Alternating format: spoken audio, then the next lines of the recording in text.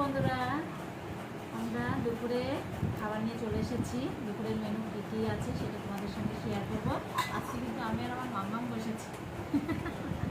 আমার মামামের আজকে কী হয়েছে, প্রিয় জিনিস হয়েছে। আমার মামাম কী হয়েছে বলো? মাংস। আমার মামাম বলে মাংস। এরকম মামামকে একটা ঠ্যাং দিয়ে দিয়েছি।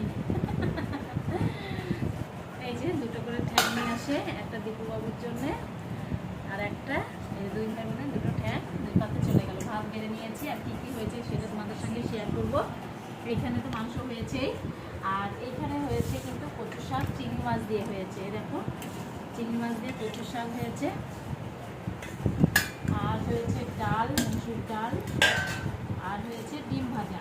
যেহেতু বাবা মাংস খাবে না, ওই জন্য বাবার জন্য ডিম ভাজা, ডাল আর কচুর শাক। আর আমাদের তো মাংস হলেই আর কিছু লাগে না।